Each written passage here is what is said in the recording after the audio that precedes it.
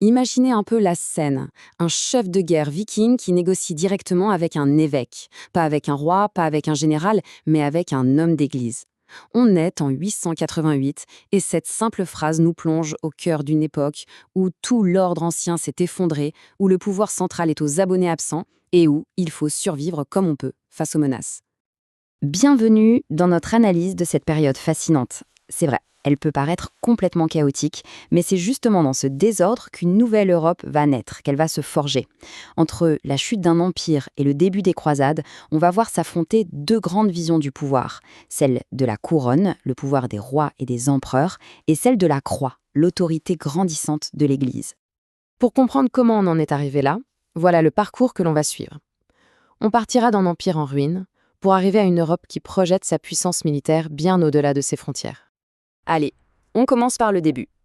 Et le début, c'est la fin d'une ère. L'immense héritage de Charlemagne est en train de voler en éclats et le continent fait face à des menaces venues de toutes parts. L'année 888, c'est vraiment une date charnière. L'empire de Charlemagne n'existe plus et la nature ayant horreur du vide, un immense vide de pouvoir secret. Pendant que les Vikings déferlent sur les côtes et remontent les fleuves, à l'est, ce sont les Magyars qui sèment la terreur en Germanie.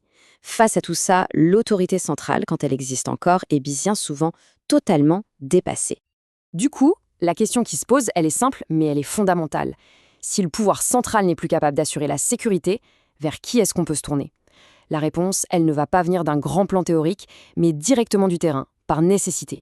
Et cette réponse, c'est la féodalité. Attention, ce n'est pas un système pensé par des intellectuels. C'est une solution purement pragmatique à une situation d'insécurité permanente. Le pouvoir se disperse, des chefs de guerre locaux construisent des châteaux, lèvent des armées et offrent une protection que le roi ne peut plus garantir. Et en échange de cette protection, ils exigent une chose, la loyauté. Ce qui est fascinant, c'est que ce nouveau système repose sur un rituel très puissant, très personnel, presque sacré. L'hommage, ce n'est pas juste un contrat qu'on signe, c'est un engagement total d'un homme envers un autre, un serment prêté devant Dieu, et c'est ce lien personnel qui va servir de ciment à cette nouvelle société complètement fragmentée. Face à ce morcellement généralisé, une première grande force va tenter de remettre de l'ordre à grande échelle. C'est le Saint-Empire romain qui renaît de ses cendres en Germanie. À partir d'Othon et Hilaire, les empereurs germaniques ont une idée très claire en tête. Pour unifier leur empire, il faut contrôler l'Église. Ils vont donc nommer leurs alliés, leurs fidèles, aux postes les plus importants, comme évêques ou abbés. Le sommet de cette politique est atteint en 963. Othon descend à Rome et dépose lui-même un pape qui ne lui plaît pas. C'est ce qu'on appelle le césaropapisme. L'empereur se voit comme le chef de l'Église. Mais l'Église ne va pas se laisser transformer en simple outil du pouvoir impérial. Bien au contraire. Un mouvement de réforme incroyablement puissant va naître en son sein avec un objectif, regagner son indépendance et redéfinir son rôle. Tout part en fait d'une quête de pureté spirituelle. Des moines, en particulier ceux de la grande abbaye de Cluny, en Bourgogne, commencent à dénoncer une église qu'ils trouvent trop mêlée aux affaires politiques.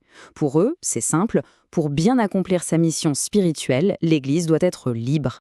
Ces demandes peuvent sembler être des affaires internes à l'Église, mais en réalité, leurs conséquences politiques sont explosives.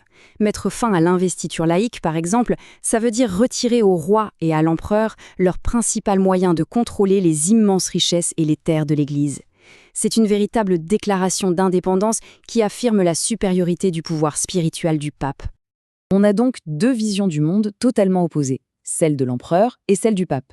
La confrontation est devenue inévitable et elle va s'incarner dans un duel au sommet entre deux personnalités hors du commun.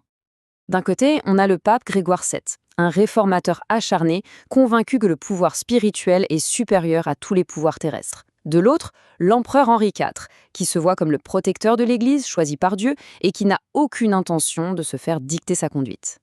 Forcément, ça va faire des étincelles, surtout sur la question de savoir qui a le droit de nommer les évêques. Et les événements s'emballent très vite. Henri dépose le pape. Grégoire réplique avec l'arme la plus terrible, l'excommunication. Ça veut dire que les sujets de l'empereur ne sont plus tenus de lui obéir. Pour les seigneurs allemands, c'est l'occasion rêvée de se rebeller. Complètement isolé, Henri IV est obligé de faire un geste inimaginable. Il traverse les Alpes en plein hiver pour aller implorer le pardon du pape. L'image de l'empereur, attendre 3 jours dans la neige devant le château de Canossa, va avoir un impact symbolique colossal dans toute l'Europe. Même si le conflit va durer encore un peu après cet épisode de Canossa, cette confrontation a totalement redessiné le paysage politique européen. Un nouveau monde est en train de naître. Finalement, après des décennies de lutte, on finit par trouver un compromis. C'est le Concordat de Worms. L'idée est de faire la distinction entre le pouvoir spirituel, symbolisé par l'anneau et la crosse que seul le pape peut donner, et le pouvoir temporel, c'est-à-dire les terres et les droits féodaux, que l'empereur continue d'accorder. C'est en quelque sorte l'une des premières séparations entre l'Église et l'État. Mais le point le plus important à retenir, c'est que personne n'a vraiment gagné. Ni le pape ni l'empereur ne peuvent désormais prétendre à un pouvoir absolu. Le pouvoir en Europe devient un équilibre complexe, une négociation permanente entre le spirituel et le temporel. Et cette dualité, cette tension, va devenir l'une des caractéristiques fondamentales de la civilisation occidentale. Une fois que cet équilibre, même précaire, est trouvé à l'intérieur de l'Europe, toute l'énergie militaire de l'aristocratie, qui s'épuisait dans des guerres locales, va chercher un nouvel exutoire. Il faut bien comprendre que la société féodale a produit une classe sociale entièrement dédiée à la guerre, les chevaliers. Maintenant que les grandes invasions sont terminées et que les royaumes sont un peu plus stables, que faire de toute cette force militaire? C'est la papauté, fraîchement réformée et sûre d'elle, qui va leur offrir un nouvel objectif. On observe très clairement ce basculement. L'énergie militaire qui se dépensait dans des guerres entre voisins est progressivement redirigée vers l'extérieur. D'abord vers l'Espagne, avec l'intensification de la Reconquista, et puis bientôt vers une destination beaucoup plus lointaine. C'est le moment clé. En 1095, au Concile de Clermont, le pape Urbain II lance un appel historique. Il demande aux chevaliers de toute la chrétienté d'arrêter de se battre entre eux et de diriger leur violence vers un nouvel ennemi, en Orient. C'est un appel qui mêle habilement guerre, pèlerinage et promesse de salut. Et il va avoir un écho retentissant.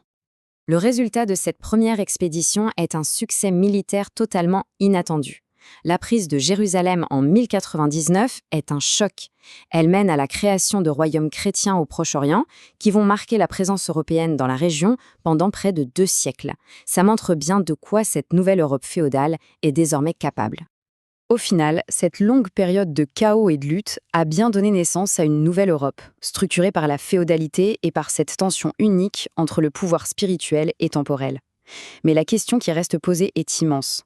En tournant sa formidable énergie guerrière vers l'extérieur, quel avenir cette Europe était-elle en train de dessiner? Pour elle-même, mais aussi pour le reste du monde.